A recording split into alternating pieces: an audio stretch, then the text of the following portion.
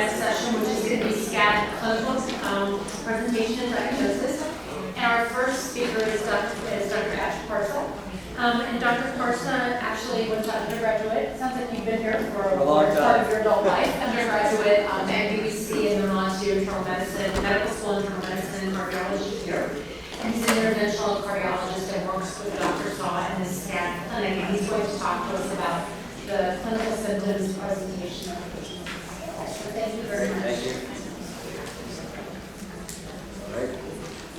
Good afternoon, everyone. Thank you for being here. As mentioned, I'm one of the interventional fellows, but I also do SCAD clinic under the supervision of Dr. Saw. It's good to see familiar faces. The topic of my presentation today is really the clinical symptoms that patients have at the time of their SCAD event, but also when we see them in follow-up. I have no disclosures to declare.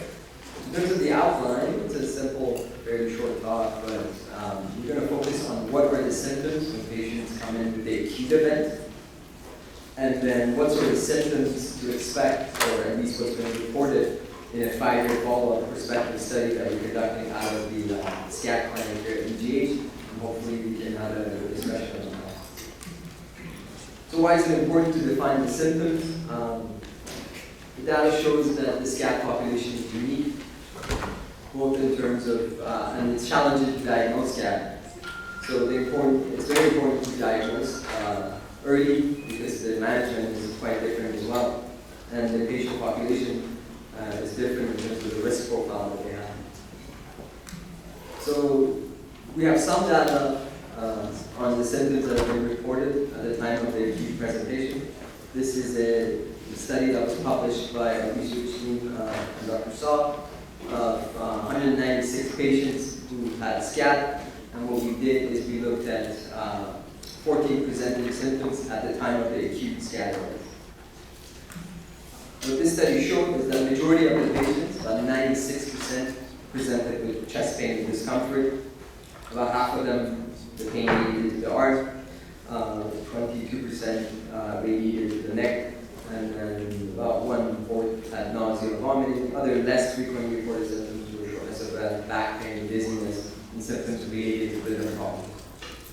And what we know from large registries of the atherosclerotic MI population is that patients who have typical heart attack, up to 40% present atypical, so they don't have a classic chest pain. And in some ways, at least in my opinion, it is kind of good that 96% of patients with SCAD have chest pain. Because you can imagine if you have a 25-year-old female that presents atypically with nausea and vomiting, then the emergency room physicians or the screening physicians may not necessarily be thinking something in the heart. And then they may not order the troponin, which is very sensitive at picking up the acute SCAD event, and then things might go miss, and then they may not be appropriately diagnosed and treated. So again, I think the presenting symptoms also point towards the fact that the population of SCAD patients is different from the run-of-the-mill atherosclerotic MI population. Another retrospective study of 87 patients with SCAD reported that quite similar findings, that 91% had chest pain during the acute presentation.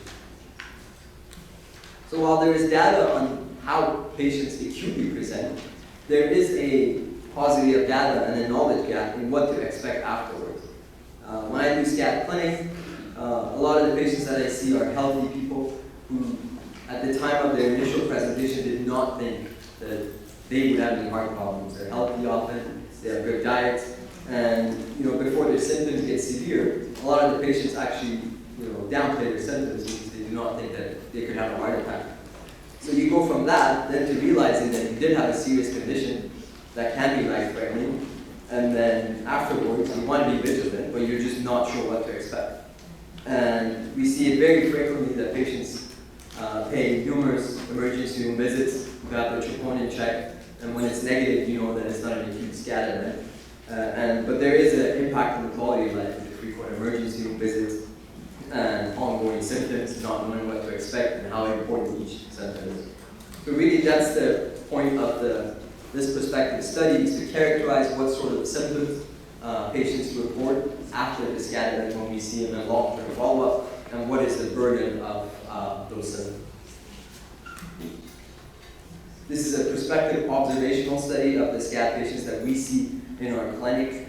So usually when you have your SCAD event, we try to see the patients afterwards at 1 month, and then at 6 months, and then annually thereafter up to, this study is up to 5 years. But obviously if you need some additional clinic visits, we're always happy to see patients as well. And then what we did is we obtained the baseline demographics in hospital events, and through the medical history and the clinical evaluation, as well as a patient survey, then we obtained the symptoms that are reported by patients and the impact that it has on their quality of life. So we have an extended cohort now that includes 460 patients. The mean age was 52 years. As expected, 90% of patients were female, and there was relatively low incidence of cardiovascular risk factors, and a significant number of patients had depression and anxiety.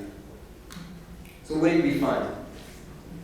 What we found is that by far the most frequently reported cardiovascular symptoms throughout the follow-up period is atypical chest pain. And what we mean is chest pain or discomfort that's not related to activity, exercise, or stress. You can see that about 55% of patients at 1 month after the initial event reported atypical chest pain, and it really drops by 5% in each interval. So by 6 months, it was about 50%, at 1 year, it was about 45%, and then at 2 to 3 years. By the 4th year mark, it was about 1/3 of patients. By the time you get to the 5-year follow-up, the number of patients drops, so the numbers are small and you can make jumps in the numbers. The second most frequently reported symptom in this study was angina, which is chest pain and discomfort associated with activities or stress. And then other less frequently reported symptoms include shortness of breath and palpitations. And then what we wanted to do, Dr. Sedlak showed this slide as well, is to see, okay, among the patients that do have symptoms, what is the burden of their symptoms? And what we found was that the burden is actually quite high. So as you can see, up to 50% of patients have weekly episodes, and then even 3 to 4 years out, you can see that about 20% of the patients have 3 or more episodes per week. And there's a significant burden, although you see, similar to the graph before, that the proportion of asymptomatic patients increased throughout the follow-up period. And there is a slight reduction in the burden of symptoms over up to the 3 or 4 year mark. And then what we wanted to do is to see, is there a significant difference in terms of the medication profile that are utilized between the different groups of symptoms. So we had our asymptomatic cohort, and then we divided the patients into those that are mildly symptomatic and those that are moderately symptomatic. And this was a arbitrary sort of categorization that we made. And what we found is that there is not a significant difference in terms of the medication. Generally, we advise patients to be on aspirin and beta blocker based on the results of some observational studies. So it's no surprise to find that the most frequently utilized medication was aspirin and beta blocker. But what we did find is that up to 5 years, 4 or 5 years, the beta blocker use does drop to about 60%, and so which is a little bit concerning, but again, it's observational data. And as expected, those patients that are symptomatic tended to use more of nitrates as well as calcium channel blockers. So really, that's the gist of the study. So what we found is that atypical chest pain is very frequent after SCAD. And the profile of the symptoms that patients were reporting is different from the atherosclerotic MRI. So again, this stresses the fact that this patient population is unique and different. And there are, as Dr. Sedlak mentioned, when we do relook some of the patients with an angiogram, majority of them have healed. So there's really a complex interplay between some cardiac causes and some psychosocial factors. We know that some patients have microvascular disease, some may be non-cardiac in general. And some of our data suggests that the patients who exercise less, higher BMIs, and have a lot of stress in their lives tend to have a higher burden of symptoms. And I think there is a role for cardiac rehab referral that is SCAD specific, although obviously our resources are limited. with VGH being the only center that has that in BC. The other area that's emerging, in my opinion, is that we have to find a way to risk stratify this large cohort of patients that are quite symptomatic after the initial event. Invasive angiography is one option, but it's not entirely risk-free. Doing microvascular testing is another option, but again, there is a small risk of issue. So ideally, if there was a way of risk stratifying these patients non-invasively, is there an emerging role for CT in a large vessel SCAD? That's to be determined, but obviously we need ongoing larger prospective studies.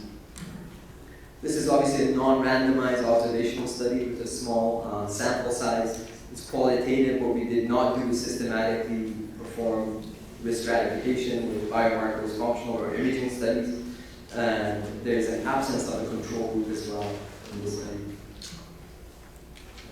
That's really what I want to talk about, and I'd like to thank Dr. Saw for the opportunity.